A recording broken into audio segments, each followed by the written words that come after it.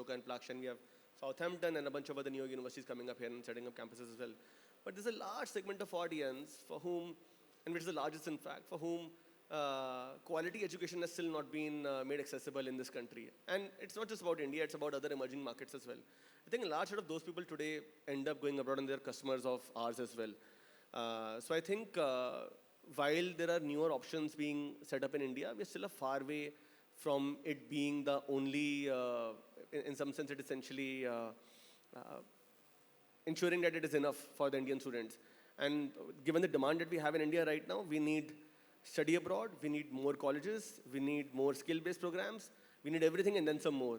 Because 42 million people need higher education in this country against what, like for 3.54 million seats. So we need everything and then essentially some more. And yeah. So I completely agree with what Akshay said.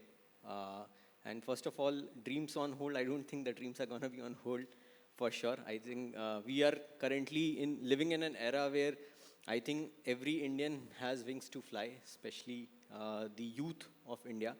And hence, how we are going to bridge this entire gap, there are multiple ways in which we are finding solutions.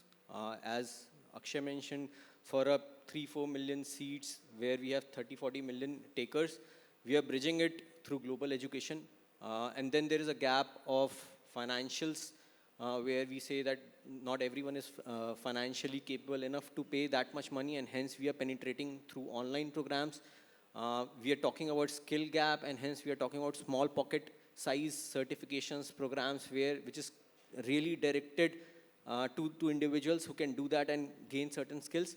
So it's more of a hybrid where you have a bouquet of ways in which we are bridging that gap. Through Indian institutions, more institutions opening up through different locations. From a country point of view, I would say more historical way was English-speaking Western countries, US, Canada, UK. Now with the entire Europe opening up with France, Germany, Italy, Spain, Eastern Europe people are traveling to. In fact, Eastern Asia also now we are seeing students traveling to. So I think now we are in a very sweet spot of having a mixture of options of students traveling abroad, students staying back in India, and gaining the same through a physical or a digital medium. Can I make a quick add-on comment? Just to kind of speak on behalf of the industry. I think in no other market other than India do we actually have the segment innovate as much as it does here. For example, like how they're innovating in terms of the products that they're launching in India. I don't think a skill-based segment or a Indian college segment is kind of thinking and innovating like that. Or if you look at any of the other markets like Pakistan, Nigeria, Vietnam, Dubai, I don't think any other markets has the level of finance penetration that India has today. And that's a huge opportunity probably for Hitesh and his team. So I think India is also sitting at a very unique aspect from, in terms of the support by large university groups as well as the financing that is available to us. Just also wanted to add to the fact that earlier I've been doing this for a while now, and what I noticed at that stage was if you said to a student, oh, you want to study in Germany, do you speak German? And the answer would be, no, I don't, and they would shy away from it. Not anymore. So what you're finding now is, even if the aim is to go to, say, the US, they're not stopping themselves at applying only to the US. They're looking at schools within the US and multiple other destinations as well.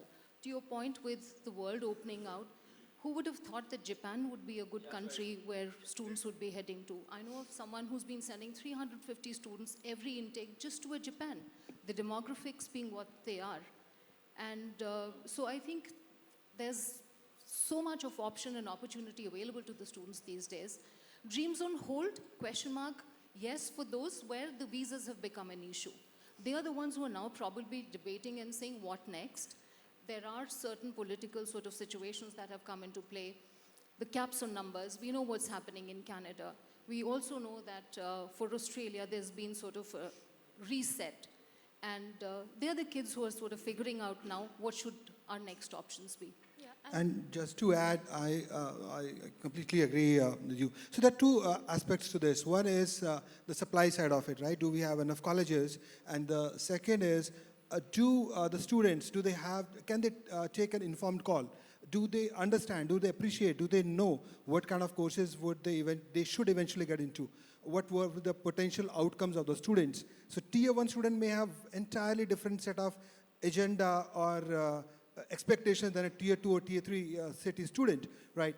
So do we have enough enablers for the students to make informed calls? From a financial point of view, I think to make education affordable and accessible is something that we can always strive for. But I think three of the most industry luminaries are here to make the students understand, to make informed call. I think that's one of the most imperative and important aspects that we need to stick to. If I may ask you, Hitesh, on this one, you know, we have US as a traditional market, we have Canada as a traditional market, you mentioned Europe, you know, these are obvious countries where students have always lined up to go, even UK, for example. But now with the changing environment, do you see a significant shift to other countries? You mentioned Japan coming up. So where, you know, where is the next study destination as far as, or global study destination as far as students in India are concerned? Where do you see, you know, you're getting most applications, or maybe more guidance is required by students? Where are we moving to next? So, actually, all said and done, with the US F1 visas coming down, we still see a lot of Indian students still vying for the US, right? And this is something we've historically seen as well. Best of the students would always vouch for US, right? Again, I mean, you have you take out top US rankings, and you'll find majority of them falling in the US. So US, I believe, will continue to be the most preferred destination for Indian students. Having said that, UK follows closely to the US, and especially after they revived the post-study stay-back option. So UK follows next. And with Canada kind of disintegrating, I believe Australia is holding fort for Indian students. But when you talk about new destinations, so we see a lot of interest coming out of some European countries, Italy, France, Ireland. So we see a lot of interest coming in from those countries. Japan, and for that matter, South Korea. So they also seem to be waiting in the wings, try to understand more about Indian market and how to recruit Indian students. See, we have been speaking about study abroad in the sense where students are going overseas. But at the same time, we've also spoken about the fact that, you know, India has always been the Vishwa Gurukul. We want to make India the global destination, the global hub. With some of the foreign universities already announcing their plans to set up in India, of course, we have great Indian universities, but foreign universities are also coming here. Do you think there will be, and maybe I'll start with you, Nani, because you have worked with several foreign universities in your long career span. Do you think foreign universities will think India as a viable option, and students will think India as a viable option? Any word of, you know, advice or tip to make this, you know, really a viable option? If we were talking about this a few years ago, I would have said, please watch out, you'll burn your fingers here, be careful. But the fact is, with the new sort of rules and regulations that have come in, it's definitely a viable option. What I would say is that you need to have passion, and you need to have perseverance and patience. You need to come into India if you're in for the long ride. There are no shortcuts, and India is not for beginners. What are you going to do in terms of your sort of joint ventures? Who are you choosing as your partners? Are you doing your research well? Have you figured out what is the location where you want your setup to be? The big question for me then is, what do you do about your faculty? As long as you're able to get good international quality faculty, that is when you would find takers for it. But if I'm a student and I'm going to be taught by Indian faculty, well, that sort of, there's a gap for me there. And related to that, if I'm a British university, my mandate in my country is to provide education. Finding a job is not my mandate. I teach you, and it's for you to go seek a job.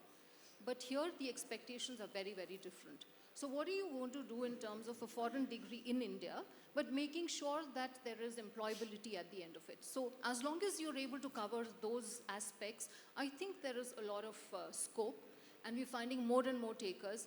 We know, of course, GIFT, Deakin University is already here. Southampton's opening up. Wollongong is another one. Many others sitting on the fence and saying, wait and watch. And you burn your fingers, I'll follow later, kind of a thing. So, yeah, I would like to say that, you know, basically because of the regulation changing, it's just speaking from your point.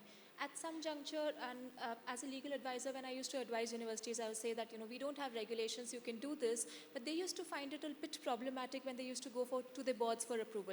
You know, India doesn't have regulations, but there's nothing which says, no, maybe we should work around the structures. That structure never really added comfort. With regulation opening up, it's like you can do it. We have a approval in place, let's do it. So coming to you, Akshay, you mentioned that there are several options that are available to students today. Do you see an uptick where students are asking you questions about when the university opens up here in India? Let me go to a foreign university, but maybe can I go in India? Can you help me do that rather than me spending maybe 4 years abroad? Can I do a few years here? How do you perceive that market to develop? Sure. No, let me try and maybe add some nuance to what Hitesh was saying. Pretty much agree with Hitesh that the larger markets will still continue to be like the big four and for a fair while. But the nuance that kind of gets added to it immediately is look at the T&E space and how that's evolving. For example, we at Leverage send about 1,000 plus students into Dubai now. And these are all the British and American universities setting up their campuses in Dubai. So there's Middlesex, there is Birmingham, there is Heriot-Watt, there is Wollongong that just got mentioned as well. The same thing has happened in Singapore as well. Like I think Kaplan has done a fantastic job. I think they're the leaders when it comes to kind of setting up Singapore as a hub. Can India be set up as a hub just like Dubai and Singapore have? Or are we looking at it more philosophically like saying that, hey, we want to be a Vishwaguru and all of those things? So I think as long as it's, and that's my personal take, I think as long as it's former, we're looking at it with the lens of like say a commercial lens, with an economics lens. Hey, this is a demand supply gap. This is a specific price point at which education might work in this destination. These are outcomes that are going to be more natural to operating in something like India, where people are going to ask, hey, where's my placement rate? Hey, who's teaching me? Hey, who's mentoring me? It's very easy to kind of get inspiration from Ashoka and Plaksha, but the reality is that in Ashoka and Plaksha, every student is mentored by like a billionaire philanthropist. How many people can come in and replicate that in India? Like I keep throwing this question back. They say, hey, no, we are an advisory board and there's a McKinsey partner, there's somebody, blah, blah, blah. But it's absolutely tough to replicate that. Like both of them had like boards of like 40 people each and people who are really invested in kind of making sure that university is successful. So while yes, I agree with Nani ma'am's point that it's better than before, but I would still kind of personally be on the fence because I have spoken to a bunch of these guys who are entering India right now and I still think that their price points don't make sense. I still think the way they're delivering the program is not very Indianized or localized. And I still don't think they really understand the outcomes that Indian students are going to expect from them. If this goes wrong with those first 3, 4, 5 people, I think that line of people sitting on the fence, I think they're going to be really scared and it's going to take us much longer to kind of come back to this current positioning in terms of where we are right now. So yeah, and in that case, I would say that students who continue to kind of think about studying abroad in that country, sitting in that campus, looking at that job abroad, I think that sector is going to continue growing while this kind of solves its own place. So basically there are then different segments, right? Students who want to study abroad will always eye and go and study abroad. Like if I want to do a study abroad in Oxford University, no matter how many... The price point here is, forget Oxford. Oxford is like say 5, 10 students, but at 13, 15, 17, 20 lakh rupees, it's pretty much comparable to an education abroad. Yeah. And then if you don't get the ROI really fair and clear, you're going to basically say that it's the same segment of students to some degree. Why don't I put another $5,000 or $10,000 and then look at education abroad? Okay, I can't go to America, but I can definitely go to like a Russell Group University in UK. So I think, or I can basically go to the Birmingham campus in Dubai, or Middlesex campus in Dubai. So I think that is what we're going to be essentially competing with. And there the segment is not really different. And just coming to you on this point, because foreign universities in India today are a reality, we're no longer talking at a time when and if they come, they're coming. Suppose I mean, how are you supporting or looking at supporting students who are probably looking at an India campus and not to study abroad, or a UK campus or a US campus? What are your takes on it? Because it's going to be a reality. It's not that every student will go to a foreign campus. Eventually we will have, and many of them have seen that there is a demand for it, which is why they're coming to India. So how do you fund that? So I think very, very interesting point what Akshay said. Indian students are extremely outcome oriented. They want return on their investment. So if an Indian student is spending, say, 20 lakh rupees, he or she will eventually ask, how much money I'm going to get, right? So they're extremely employment, placement, outcome oriented. So when you, and why would anybody go abroad, right? So one of the things which we come across as a lender, and we do a lot of personal discussions too with all the applicants who apply for loans with us. A lot of them actually go for the sake of experience, right? So would you go to Deakin India campus, or you would go to Deakin Aussie campus, right? So where would you go? So either the price points become very, very interesting, very, very decisive, then it makes sense for somebody to take on Deakin campus. Other than that, I completely agree with Akshay that students will keep choosing abroad campuses, right? Because the experience that they get in those geographies, till the time Deakin or maybe Wollongong, they start springing in surprises in terms of kind of employment which they generate. And at the same time, I should also mention that the kind of population that we have here in India, it makes a lot of sense for us to have a lot of skill-based programs, right? Just like Germany. So you go to Germany, a diploma program would fetch equal respect as a degree program, right? Whereas in India, bachelor's in diploma would be drastically different from bachelor's in engineering, right? Engineering degree, engineering diploma, they're two different worlds altogether. Right? So if we can work to bridge that gap somewhere, if we can make skill-based programs more interesting, right, I think we'll have a lot of solutions at our hand. Solutions is fine, but will you give the money to them? See, actually, that That's a great question. I think you should answer this. Will you give the money to them to study here To study if those I'm getting a courses. foreign degree in India? So again, ma'am, just I mentioned, my loans which we dole out, they are explicitly dependent upon the repayment that the student will be able to make. So if there is employment attached to those programs, we'll be more than happy to give loans to all the students, right? They have to, the probability of getting money back drives our decision to dole out See, loans. at this juncture, I think a lot of foreign universities have been expressive about the India opportunity. And eventually, if it works out, which it should, for India to be the Vishv Gurukul and the Viksit Bharat vision that we have, maybe you will have to define your service offerings in a way where this is a reality. And to that, maybe, Rachit, you want to... See, I just want to add to it that I think while all these universities are looking India as an opportunity and opening campuses in India, I think for us, we should not just look it as a university for Indians. I think it is more like a Harvard University opening an Asia campus, right? So think that way, that now some of the universities are making it more accessible for the students of this geography, which is not just limited to India, Indian subcontinent, maybe Asia and Africa included, right? And hence, we are kind of now competing with those campuses opening in Dubai and Singapore, just like we are opening a, let's say, airport in Jewar near Noida, trying to compete with Singapore as a hub and trying to build it, right? So that's how the thought process should be, that is it going to be commercially and economically viable? But then the target audience is not just limited to Indian students, but to much bigger as well. So it can be, that's where we are talking about India possibly being an Asia destination or a global education hub, right? Because we have service offerings. When we look at dreams of student, I'm purely talking about my time as a student when, I couldn't leave India because I wanted to earn money. Or I didn't want to miss on the job opportunity and see that, after 2 years when I come back, what's on the table. With universities coming in. Because you came from a certain segment that could afford to think like that. There's a large segment of people in this country, for them to put bread on the table, they have no other option but to either move to a larger city or to move outside the country. And with universities, India as well as foreign opening up, right, I can still look at maybe some sort of a program where I can enroll. My dream of foreign universities, for many of us, it's an aspirational dream to go and study in a different country, but not everybody is able to fulfill the dream. Finances, geopolitical situation, parental pressure, and various other things, right? But if the universities are coming here, it's still a market where an Indian student can study in a foreign university. Of course, it's an Asia or an India campus. 5-second Yes. point. I think that dream is like a very decade-old thing. I think now it's become a utility, like within reach. Like lower middle-class people go and study at a foreign university, and they're able to make ends meet, and they compare it with Indian products. So I wanted to make it. I was just saying that a lot of time we mix it with a foreign university and a foreign country, right? I think still the large aspiration is with that foreign country and then a university within that country. Right? So I think precisely, right? So I think he's bang on. So I think it's the experience which counts for a lot of Indian students, right? So they'd still like to go to Australia or UK to study rather than study here, if the price point is not exceedingly attractive. So we can talk about Sholik, right? So Sholik was in Hyderabad for the longest period of time. We went to Sholik, and then you go to Sholik in Canada.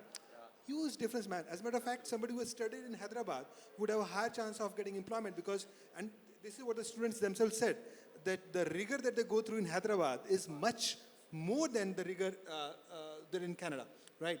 But still students would like to go to Canada rather than study in Hyderabad. So we have spoken about degrees, but we have seen a lot of other models also come up because of TNE partnerships. We have micro-credentials, we have skill-based programs, we have dual degrees, we have collaborations, we have study abroad. A lot of other options are also popping up where you don't necessarily need to do your 4 years abroad, as an example. What is your experience, Nani, with these kind of models coming up? And do you think students are more willing to take some of these models if degree is not really a possibility? I would look at it a little differently. The fact that first, Indian universities, great that they have competition. They're not only looking at the 1+2s and 2+2s or 3+1s or whatever, but here you have competition staring at you in your face with a foreign university being set up. That is one part of it. The other thing also is going forward, how important is a degree going to be? What does that entail? Is it going to be like the Googles of the world who say that you don't really need formal education as such and we train you as you go along? Is that the segment we're looking at, or is that going to be the major disruptor going forward? So I'd be very keen to see what the future holds there. I would like each one of you to maybe comment on the same aspect of, where degree is not the formalized degree, but we are still looking at study abroad. And what are the different options that you see on the table or you offer to students on the table where maybe a 4-year is not a possibility, but they still want to live their foreign study destination dream? See, I think, honestly, I think it's a trend towards maybe reducing the need of degree. But I think still we are quite obsessed. India as a country, we are quite obsessed with degrees. I hope instead of just being a pure degree, it changes to the skill that you have acquired and what you do out of it. From an option point of view, as we discussed, there's option to study in India for Indian universities, foreign universities setting up in India, Indian students going abroad to a foreign university, and a mix of it where we are saying that you are not qualified enough in your, let's say, English as an examination, or certain credits are not done, and hence you do a foundation year to support that, and then you end up joining a university. That kind of covers your lack on the academic side. On the financial side, again, it's a pathway kind of a program which is 1+1 or 2+2, where you do some study in India, partly subsidize your studies by doing it in India and then do it there. So I think what we have also evaluated are the humps which we will need to enable a student to cross to get that foreign exposure or foreign education. So I think we have been coming up with such innovative products which will definitely help us. So this is something that we have seen over the last maybe a decade or so. Indians are definitely, they are mad about degrees. But then degrees are also the ticket to migrate. Let us, address the elephant in the room. So India happens to be a migration market. You compare Indian students to Chinese students. Chinese students go to US to come back, right? So students from tier 2 and tier 3 cities, they can live in Beijing and Shenzhen, right? Because you need an international degree to do that. Indians, they go to US looking forward to good employment and maybe eventually migrate to those countries. So higher education degrees in those countries would essentially give them a ticket to those foreign countries. That's what means to a lot of Indian students. Now, if foreign universities, they want to set up shops in India, and if they really want to stress upon the education piece of it, I believe then there has to be some sort of hybrid program, as the co-panelists mentioned, so that the students also get a chance to have that experience that Deakin would have given back in Australia, right? So if Indian students do get that option or chance or that exposure, I think that should definitely cut it more deep.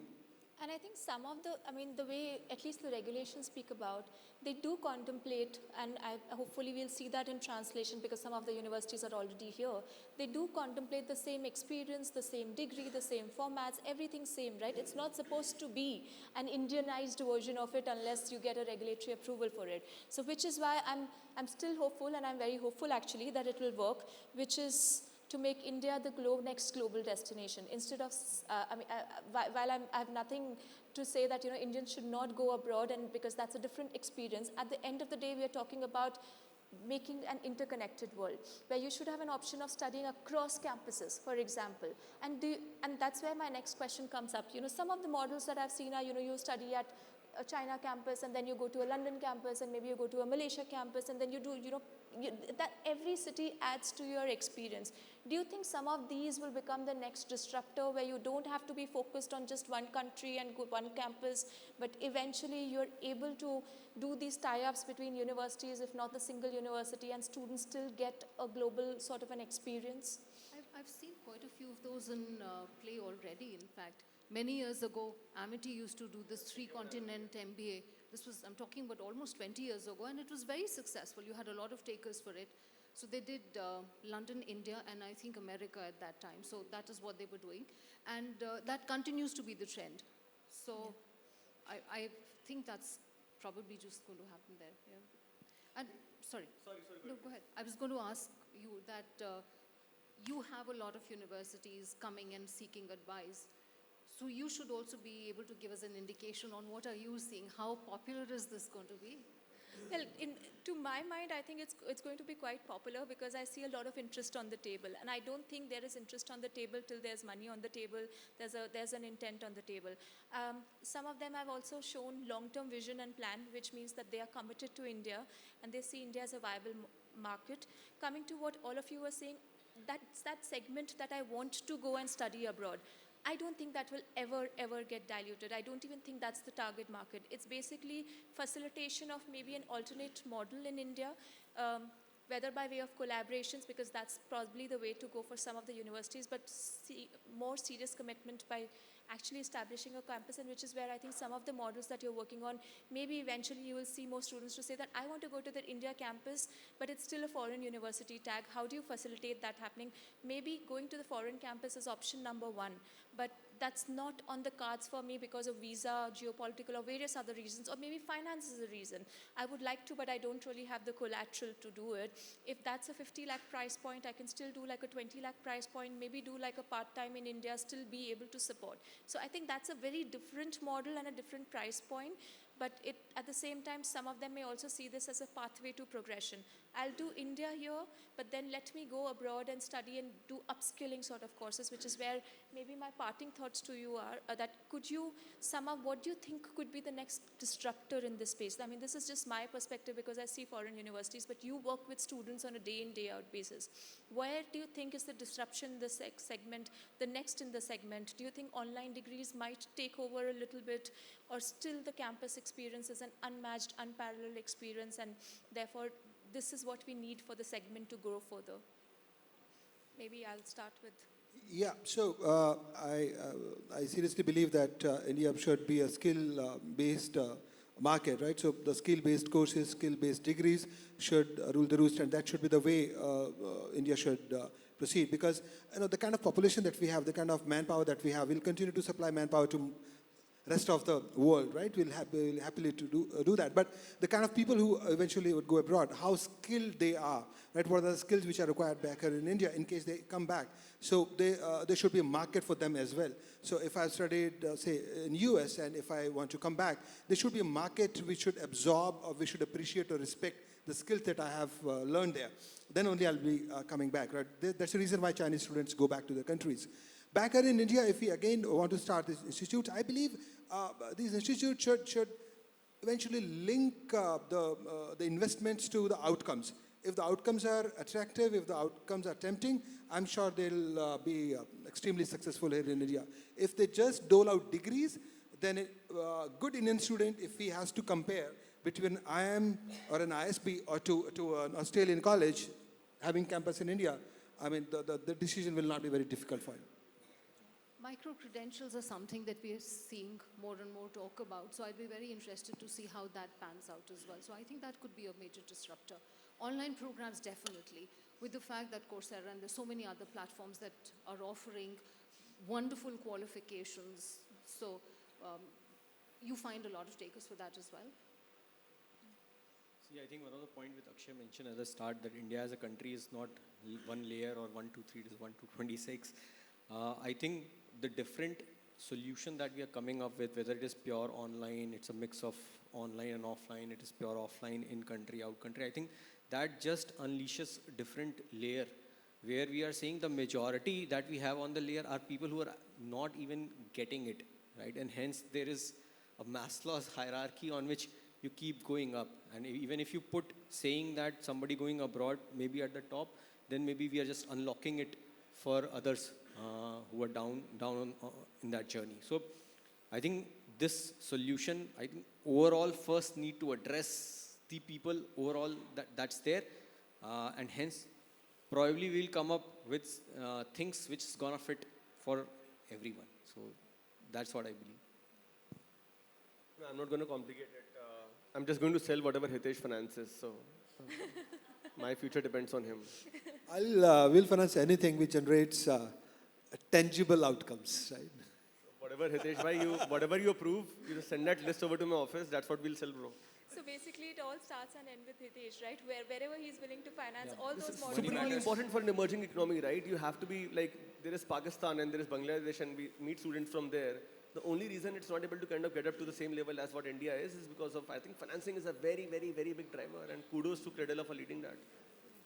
No, and that's really where it boils down to, right? I mean, I may have multiple aspirations. Each one of us have multiple aspirations that we'll go and we'll live in the US and we'll go and live in the UK. But at the end of the day, it's all about outcome-based education, which is where my job is. And to be able to get that job, I first need to be able to go, which is where I guess all your advisory services really come in, and your money definitely does come in handy. Sure, with insights given by Nani in the beginning of the discussion, we would definitely learn from that.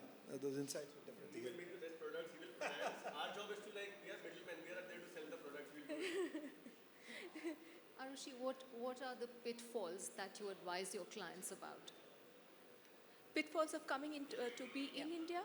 I think India still needs to see a bit of maturity as far as stability is concerned. Some of the models, and exactly like you mentioned, it's great that we are opening up, I think, but it's a bit of an experimental stage, right? Should you put your money, because it's still a lot of money. It's not cheap by Indian segment. Indian universities are a very different price point still. So should you still put your bet here when you don't have a guarantee of employability versus a living experience that I may pay for? Yeah. Like traditionally in Amity would essentially, we know that amount that Amity would have spent, but you're seeing these folks set up campuses at an outlay of 15-20 million pounds at best. Yeah. So it's becoming cheaper as well. Yeah. That I think will change. And I think some of them, when they come to India, if you're really looking at India campuses, they're also they have to look at outcome-based, because that's what works in India. Every speech, even if you look at our budget, right, we are talking about AI, we are talking about skill development. So there is a great focus on those segments. So the courses that sell or they will sell are the ones where you have something on offer, whether in India, whether abroad.